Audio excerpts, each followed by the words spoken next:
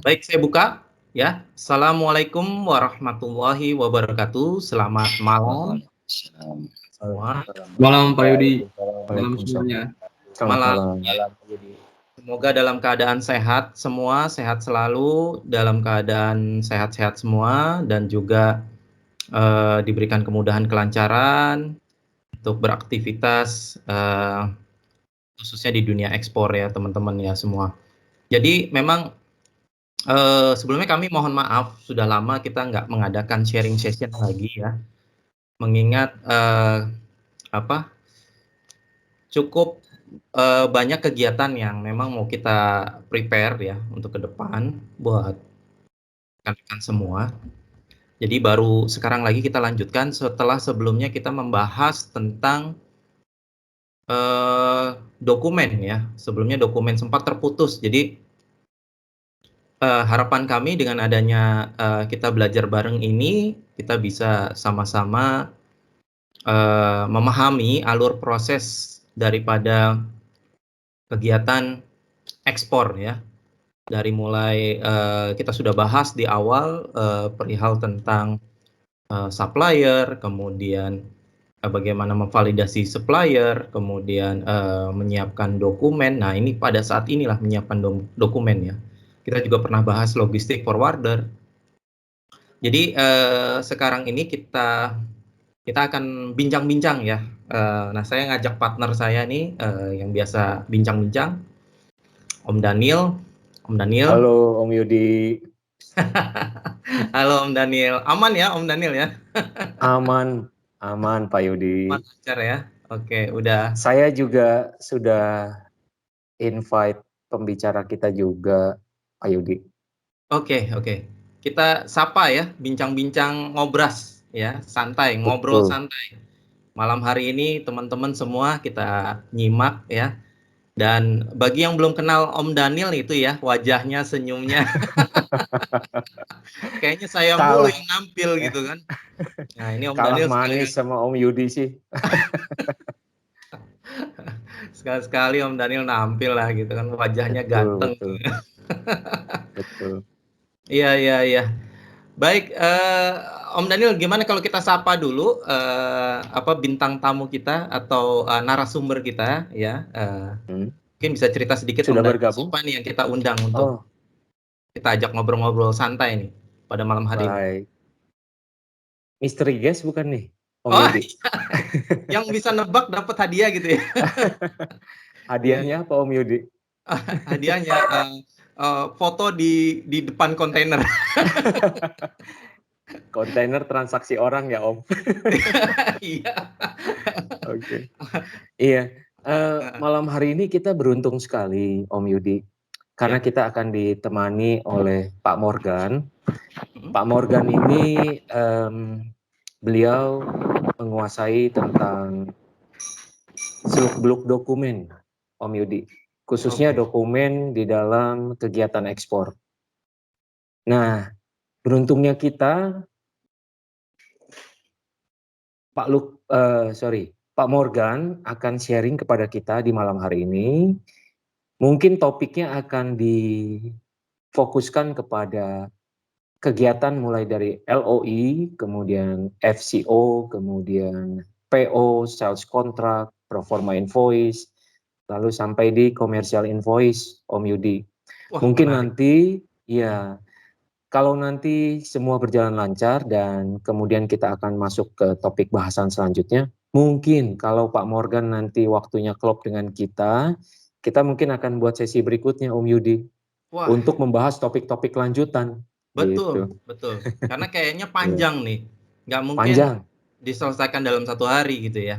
Betul, betul Jadi Om Yudi. mungkin kita ada pembatasan karena waktu juga, kita rencananya Betul. sampai jam 10 malam ya. Betul, Baik, betul. baik.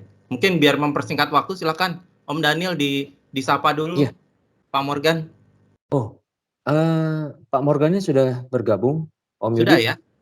Sudah belum Om? Eh, Sebentar. Nah, itu dia. Sepertinya belum. Sudah dikasih linknya, Om sudah, Daniel? sudah, sudah. Coba sebentar, saya minta waktu sebentar ya Om Yudi. Iya.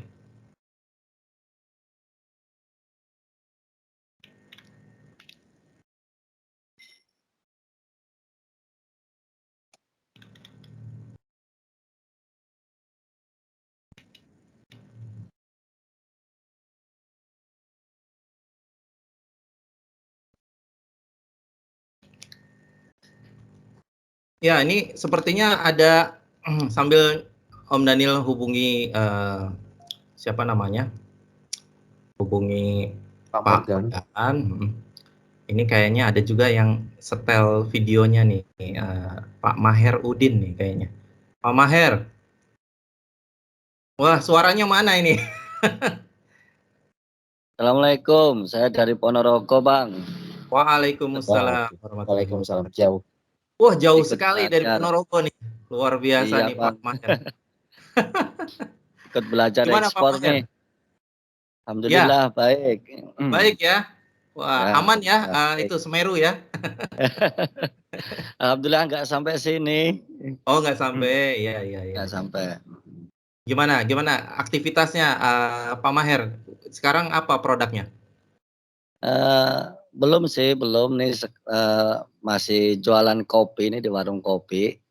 Tapi Wah, masih rencananya itu hasil bumi seperti ketela ubi itu sama kentang. Di sini banyak stoknya. Tapi masih belajar dulu. ketela itu berarti apa, ini ya, apa? Ubi itu. Ubi ya, ketela Iya, ubi, bukan singkong ya? Ketela ubi ya? bukan. Singkong juga Iya. banyak, ubi banyak, kentang banyak di sini. Hasil pertanian banyak di sini, Bang. Kelapa juga mungkin, Pak? Kelapa itu menarik Oke. juga, Kalau kelapa malah jarang jarang? di sini. Malah jarang? Susah carinya, Oke susah. oke. Iya iya iya iya. Ya nyimak nih, dilanjut. Siap siap. Iya, terima kasih yang dari Ponorogo. Ya, kita sapa lagi yang nyalain video nih. Pak Yahya. Wah, nih nyalain video nih, Mas Yahya. Ya, ya Ya, Pak. Assalamualaikum Mas Yahya. Waalaikumsalam. Dari mana Mas Yahya? Ya dari Pangandaran Pak. Oh, Pangandaran. Wah, Iya. sentra kelapa itu, Koko Fiber, Oh, Kokopit. Ya. ya. Wah, gimana keadaan di sana? Coba bisa cerita sedikit apa potensi di sana, Pak Yahya? Kalau Mas ya? potensi semuanya di sini banyak Pak. Mm. Saya sendiri punya pabrik gula kelapa dan Wah, cuman pabrik itu aja sih Pak, cuman belum ekspor. oh, oke oke oke. Gula kelapa yang udah dalam bentuk semut atau masih bentuk balok? Belum, masih bentuk balok. Iya iya iya. Mm. Ada rencana niatan untuk ekspor ya? Iya ada rencana. Cuman sekarang kualitasnya paling harus dinaikin lagi kayaknya. Oh, apa ini, apa, ampasnya, terus kemudian apanya, kandungan-kandungannya gitu ya? Iya. Sempat diuji ke Sukovindo atau gimana? Belum, Udah uji lab? kemarin belum, kalau uji lab belum, cuman udah masuk ke pabrik-pabrik kecap itu udah diterima. Wah, itu dia, iya bener, Mhm, bagus itu, luar biasa. Jadi, kelanjutannya ada sertifikat organik juga ya rencananya? iya. Oh, mantap mantap, itu teman-teman ya, ada Mas Yahya dari Pangandaran, eee, punya pabrik gula kelapa ya? Kelapa ya, Pak, Iya ya? Mas ya? Mas Yahya? iya, Beda sama aren ya, ini kelapa ya? beda beda. Mhm mhm. Iya iya, baik baik. Kemudian, terima kasih Mas Yahya atas, apa namanya, informasinya, sharing-sharing-nya. Kemudian kita sapa lagi siapa nih? Siapa yang mau, ini, Mas Rizky Setiawan. Nah, Mas Rizky, ya, apa kabar? Assalamualaikum, salam kenal. Alhamdulillah sehat Pak. Alhamdulillah sehat. Gimana Ya, gimana Mas Rizky? Bisa cerita sedikit? progres yang dari batch Jakarta sama Jabar gimana Pak? Yang, batch 3 ya, yang Kopdar, Bandung itu ya, Mas Rizky ya? Kalau saya dari Medan Pak, makanya saya nanya progres yang di sana. Oh, saya pikir ikut, karena kemarin di Bandung itu, waduh pesertanya ada yang dari Samarinda, Mas Kevin, terus ada yang dari Surabaya, ada Hmm. dari Jogja. Jadi, antusiasmenya tinggi sekali. Memang rencananya kita mau adakan di Jogja kemarin yang untuk Desember, cuma simpang siur kan informasi ada PPKM level 3 ternyata dibatalkan, tapi ya akhirnya kita sudah terlanjur batalkan. Jadi belum bisa kita gulirkan lagi, rencananya nanti keliling-keliling ini. Kepinginnya gitu ya. Bisa main ke sana nanti arahnya gitu, ke Medan juga gitu. Yang di Medan berharap juga, Pak.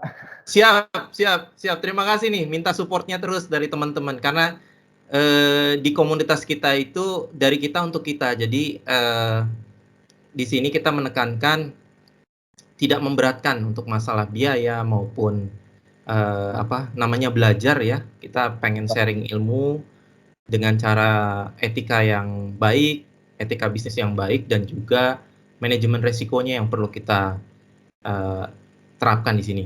Kebayang nggak rekan-rekan semua bahwa ekspor kita ini luar biasa ya, maksudnya animonya semua orang terjun ke dunia ekspor, pertumbuhan orang yang bikin PT itu luar biasa, dan sampai supplier sampai dengan buyer pun kewalahan ya, kelabakan itu terima sehari itu katanya dengar-dengar SMS atau WA itu atau telepon itu sekitar 200-an gitu. Seorang supplier atau buyer itu sampai mereka juga akhirnya capek gitu. Jadi makanya ini tantangan buat kita ya. Tantangan banget nih buat teman-teman yang ingin bergelut di dunia ekspor, yang baru memulai, baru terjun. Ya itu bagaimana sih kiat-kiatnya untuk kita bisa berkomunikasi dengan supplier dan juga dengan buyer dengan cara yang tentunya mereka kita dapatkan atensinya gitu ya. Seperti itu. Oke. Di Medan apa nih produknya? Jahe atau apa? Enggak, Pak. Kalau saya kebetulan ada Coco Fiber juga. Tapi kalau Oke. progresnya udah lumayan di cangkang kelapa sawit, Pak. Udah kirim sampel ke Jepang. Waduh, luar biasa tuh teman-teman bisa denger ya. Mas Rizky cangkang kelapa sawit udah kirim sampel ya ke sana ya. Mau lebih memahamin di dokumennya lagi kan, Pak, biar nggak ada Betul. misi kan. Betul sekali. Itu niat kita sama-sama ya. Kita belajar dokumen dari ahlinya ya. Ini kita datangkan Pak Morgan yang biasa ngurus ya di forwarder ya. Kemudian Iya, benar saya sekali. sapa Benar sekali. lagi. Woi, ada Mas Kevin dari Samarinda. Apa kabar Mas Kevin? Aduh. Baik Pak. Ini di mana ini? Kabar? Saya di rumah Pak. Udah di Samarinda, baru diomongin tadi. Iya, sudah di Samarinda. Waduh, keliling ya. Saya cerita Dari dikit ya Mas Bandung. Kevin ya, biar teman-teman tahu. Ini Mas Kevin ini kemarin ikut kopdar di Bandung, dan selepas dari kopdar Bandung, beliau keliling-keliling di Banten dan juga Cilacap dan sekitarnya untuk cari gula semut katanya. Ya Mas Kevin ya, dan sempat tidur di rumah supplier juga karena kemalaman. Iya Pak. Luar biasa ceritanya nih. Dan sekarang udah balik lagi ke Samarinda. Wah. Iya. Apresiasi sekali nih Mas Kevin nih. Gimana pengalamannya Mas Kevin, bisa cerita-cerita? Dari dokumen lagi Pak. Oke, siap. Belajar lagi ya kita. Iya betul. Betul. Iya. Kemudian oke. Ada Pak Daniel ya. Halo. Gimana Kevin. Pak kabarnya? Baik. Apa kabar Pak Kevin? Baik Pak. Keliling ya dari Bandung ke Jawa Tengah ya. Cilacap ya kemarin. Iya Pak. Ini sekarang saya pengen coba sih Pak, nge-reach out si forwarder buat nentuin harga dari saya. Betul. Oh, oke. Siap. Nah, kebetulan malam hari ini kita tepatnya sudah kedatangan tamu spesial. Nanti Pak Morgan adalah pihak yang bisa menjelaskan lebih detail mengenai masalah dokumen-dokumen dalam kegiatan ekspor. Om Yudi. Ya, sepertinya udah masuk nih Pak Morgan. Sudah masuk ya? Baik, sudah. Kita sapa ya Om Yudi. Iya. Selamat malam Pak Morgan. Selamat malam Pak Morgan. Malam ya. Iya. Halo Pak Morgan. Kurang keras suaranya nih Pak Morgan. Keras ya, oke Pak. Sekarang gimana Pak? Halo Pak Morgan, iya. Terima kasih nih Pak Morgan sudah meluangkan waktunya bergabung bersama kami nih. Ya. Pak Morgan, apa kabar Pak Morgan? Ya baik Pak Daniel, apa kabar Pak Daniel? Maaf nih suara saya kurang begitu Iya. sehat Pak. Wah, iya, jangan terlalu capek, Pak. Jaga kesehatan, Pak. Iya. Kalau sibuk bagi-bagi ke kami, Pak, ke Om Yudi, ke saya, ke Mas Kevin, Indra. Iya. Ya. Kalau ada Sudah Pak mana Pak? Dari daerah mana maksud saya? Oh, saat ini kami berkumpul, ini lokasinya macam-macam nih, Pak Morgan. Ada Mas Kevin, ini dari Samarinda. Tadi ada yang dari Ponorogo. Kami ada yang di Jakarta. Iya. Jadi kalau lokasi nyebar Pak Morgan. Ada yang dari Medan juga tadi dengan siapa? Om Yudi yang dari Medan? Iya, Mas Rizky tadi. Iya, Mas Rizky. Jadi kalau lokasi Ya, selamat bergabung, salam kenal untuk rekan-rekan semua. Mohon maaf saya sebetulnya tidak seperti yang dibayangkan, kita biasa-biasa aja Pak. Ada sedikit pengalaman mungkin yang bisa di-share dengan kawan-kawan di sini gitu. Oke, kemarin saya dapat invitasi dari Pak Yudi sama Bu Ana lah kalau nggak salah ya. Iya betul. Tadi ada Pak Yudhistira ya. Iya, Yudi itu saya Pak. Iya ya Pak. Itu Yudi, Pak, ya. yang paling tampan Pak, yang paling tampan background belakangnya ada. Aduh, saya terbang nanti. Ekspor. Iya. Ya terima kasih Pak Yudi. Ya kita sama-sama sharing pengalaman ataupun berbagi tentang apa yang mungkin kita bisa bagi ke rekan-rekan gitu Pak. Dalam hal ekspor gitu. Ini saya juga dapat info bahasan itu kerangkanya tadi sore gitu. Jadi mungkin persiapan kami kurang mungkin yang udah saya alami aja secara lisan kita coba share karena juga modul ataupun skema saya belum sempat buat gitu Pak.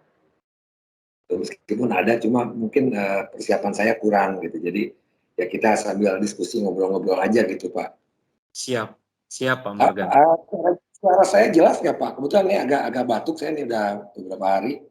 Jadi agak jelas, serak Pak. gitu Pak. Jelas ya, terima kasih Pak. Jelas Pak Morgan.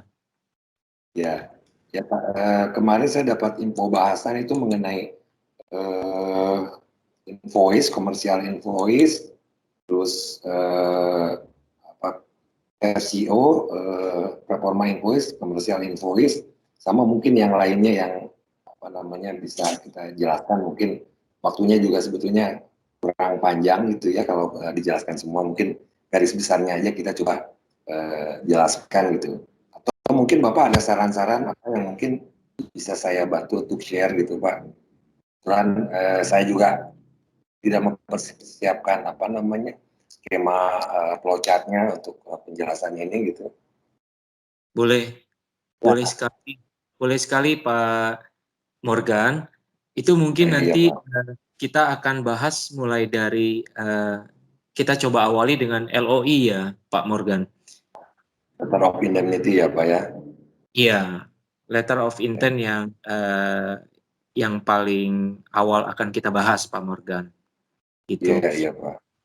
Ya, biasanya setelah ada percakapan singkat antara kita dengan pihak buyer, ada diskusi lalu sampai kita meminta verifikasi ataupun keseriusan dari buyer atas permintaannya itu, biasanya kita menantikan LOI rekan-rekan. Ya, ini menunjukkan surat minat ataupun permintaan yang datang dari buyer ke kita.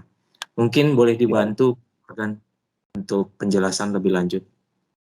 Iya, sebetulnya bentuk daripada letter of intent ataupun letter of indemnity itu variasi ya Pak ya, dan disesuaikan dengan kebutuhan gitu. Untuk ekspor khususnya sebetulnya kalau memang udah terjadi meeting ataupun pertemuan, biasanya itu mereka keluarkan purchase order ya, setelah sebelumnya juga otomatis ada sales contract ataupun performa invoice gitu ya. Tadi dipertanyakan performa invoice gitu ya.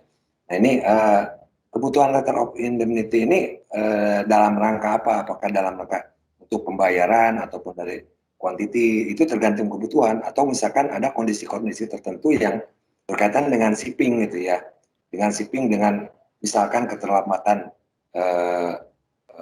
kapal, biasa ada LOI ataupun permintaan tertentu ke shipping line, kita biasanya menyerahkan LOI itu gitu.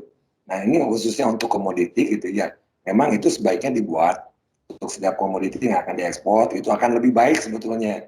Kalau untuk pemula terutama ya, untuk bayar pemula atau bayar yang dana untuk kepastian ya, untuk kepastian fee confirm daripada perjanjian perdagangan itu sendiri gitu ya. Selain memang sebetulnya cukup dengan purchase order yang diperkuat dengan letter of credit Pak gitu. Kalau LOI sendiri sebetulnya hanya pelengkap gitu ya Pak ya. Sebenarnya kan itu internal antara, kalau untuk komoditi ya, internal antara buyer dengan supplier yang diminta oleh pihak supplier. Tapi untuk kondisi yang lain-lain juga ada bentuk LOI yang diminta oleh pihak shipping line untuk kondisi-kondisi tertentu yang di request dari eksportir, atau kondisi-kondisi tertentu kesalahan dokumentasi atau kekurangan dokumentasi atau amendment yang diminta oleh pihak bank, ataupun misalkan untuk banyak bentuk LOI itu ya, letter of intent atau letter of intent. Jadi disesuaikan dengan kebutuhan masing-masing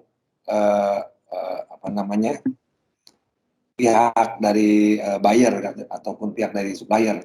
Nah, kemudian seringkali dalam ekspor itu pihak bank minta LOI ya, untuk misalkan untuk paymentnya, untuk perubahan harga jika terjadi ada amendment ataupun penyimpangan, untuk menghindari unpaid gitu. Itu pihak bank. Kalau pada saat negosiasi ada perubahan misalkan ya dari nilai quantity ataupun discrepancy, nah itu biasanya pihak bank minta LOI atau LG. Ya, nah itu kondisi-kondisi tertentu untuk payment yang pada saat negosiasi di dokumen letter of credit ada klausul yang tidak terpenuhi atau amendment. Meskipun ada amendment, biasa pihak bank minta LOI. Nah, kalau yang tadi dikasih contoh itu LOI untuk komoditi antara pihak kepastian penerimaan barang antara supplier dan eksportir buyers. Jadi fungsi LOI juga macam-macam gitu, dan bentuk LOI juga klausulnya macam-macam gitu. Jadi disesuaikan kebutuhan. Biasanya LOI itu untuk memperkuat suatu perjanjian ataupun suatu klausul yang memang dipersyaratkan, atau klausul yang memang kondisinya ada perubahan gitu. Itu kan katakanlah pada saat negosiasi ada sedikit kekurangan di klausul-klausul LC. Nah, pihak bank pasti akan meminta LG atau LOI ke pihak eksportir pada saat negosiasi, atau pada saat buyer supplier terjadi purchase order.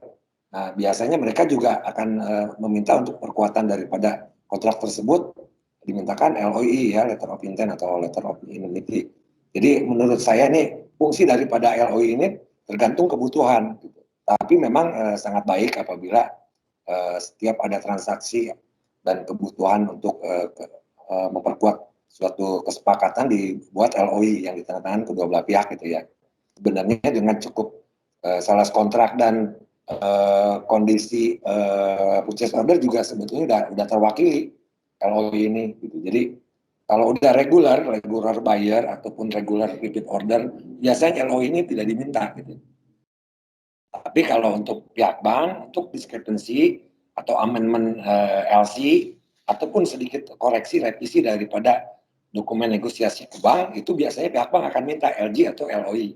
Nah, itu ke pihak terkait dengan payment atau negosiasi dokumen ekspor ke bank. Tapi kalau untuk pelayaran juga ada kondisi LOI. Misalkan ada sedikit kesalahan di BL ataupun ada klausul di BL yang khusus yang dimintakan oleh eksportir. Itu pihak supplier, pihak shipping line akan minta LOI. LOI ataupun LG sama. Jadi untuk melepaskan tanggung jawab apabila terjadi apa-apa dalam kondisi pengiriman tersebut di luar space dan route ya, di luar kondisi space route schedule. Jadi lebih ke kondisi isi daripada kontainer ataupun klausul daripada yang diminta oleh eksportir gitu. Jadi intinya sih kesimpulannya LOI itu diminta sesuai dengan kebutuhan gitu. Bisa LOI antara supplier dengan eksportir, dengan buyer, bisa LOI antara bank dengan eksportir untuk negosiasi pencairan dokumen, bisa antara shipper dengan shipping line. Itu bentuk-bentuk LOI yang umum dipakai gitu, yang biasa terjadi dalam transaksi ekspor impor gitu. Cuma kalau untuk LOI kesepakatan jual beli sebetulnya udah tercantum dalam, maksudnya tidak terlalu penting kalau memang itu regular order atau repeat order, karena dalam sales contract dan dalam purchase order itu juga termaktub klausul-klausul daripada barang ataupun janjiannya gitu. Dan secara nilai hukum memang LOI cukup kuat gitu ya, karena biasanya kalau untuk itu pakai ini semacam materai lah ya, dalam jadi ada perlindungan hukum gitu, LOI ini. Tapi kalau antar negara sebetulnya LOI di pihak akan yang menjamin adalah pihak ketiga. Di LOI ini sepihak. Jadi kalau misalkan kita ngasih dokumen LOI ke bank, otomatis yang bertanggung jawab untuk segala risiko adalah shipper. Pihak bank itu hanya sebagai jaminan pihak bank, ataupun ke shipping line. Shipping line tidak akan bertanggung jawab kalau terjadi apa-apa apabila barang atau dokumennya bermasalah karena ada LOI itu. Jadi bebannya tetap ke si pembuat LOI. Misalkan pihak shipper banyak case ya untuk misalkan ke bank ataupun ke shipping line bentuk LOI-nya itu. Jadi mereka akan terbebas dari resiko secara hukum ataupun resiko secara kerugian dari pihak pemberi LOI jika terjadi di kemudian hari ada permasalahan dalam transaksi tersebut gitu. Itu fungsi LOI yang umum yang mungkin saya dapat dari pengalaman yang sudah berjalan gitu. Seperti itu. Oke, mungkin seperti itu yang saya pahami gitu, atau mungkin ada yang bisa menambahkan, silakan kita sharing sama-sama untuk berbagi gitu ya. Mungkin begitu ya Pak Yudi atau rekan-rekan yang lain. Iya, baik Pak Morgan. Sebenarnya spesifik ya untuk LOI ini sendiri harus ada data-data apakah, data khusus atau data apa yang memang kita melihat bahwa LOI ini valid gitu, valid atau tidak gitu. Dan ya itu untuk melakukan screening di awal Pak Morgan. Itu kira-kira gimana Pak Morgan? Ya. Nah itu kan biasanya LOI kan mengacu ke klausul awal sales kontrak atau purchase order. Jadi kan di situ berarti kan kalau misalkan kondisi-kondisi di LOI itu apabila salah satu melakukan one prestasi gitu, itu menghindari itu. Jadi mereka mereconfirm dalam bentuk LOI. Kalau sales kontrak kan diterbitkan oleh penjual, PO diterbitkan oleh pembeli. Nah LOI ini kan kesepakatan bersama yang jelas yang akan diuntungkan ini LOI adalah si penerima LOI. Ada LOI antara kedua belah pihak dalam hal ini, ada LOI yang sebetulnya memberikan jaminan ke pihak lain gitu. Nah mungkin untuk kondisi komoditi ini adalah LOI kedua belah pihak gitu ya. Dalam sini bisa tercantum masalah komoditi, kuantiti ataupun pricing gitu. Jadi sesuai kebutuhannya. Tapi kalau untuk komoditi ini biasanya LOI antara kedua belah pihak gitu. Sama-sama bobot dan tanggung jawabnya kesepakatan, lebih ke kesepakatan kedua pihak. Kalau sales kontrak kan itu penerbitannya dari si penjual. Kalau PO kan dari si pembeli gitu untuk kepastian pemberian order. Kalau LOI mewakili dari kedua belah pihak untuk komoditi. Untuk komoditi, untuk perjanjian ataupun untuk kesepakatan dalam payment. Jadi memang fungsi dan bentuk daripada LOI juga tergantung kebutuhan. Apakah LOI untuk negosiasi ke bank atau LOI untuk transaksi ekspor impor secara transaksi bisnisnya, atau LOI untuk bagian carrier atau shipping gitu. Jadi banyak bentuk gitu Pak. Tapi kalau saya amati kalau LOI antara pihak penjual dan pembeli dalam hal ini untuk kondisi barang biasanya itu kesepakatannya sama-sama seimbang gitu Pak. Jadi kesepakatan kedua belah pihak gitu. Itu mungkin yang bisa saya jelaskan untuk kondisi LOI Pak.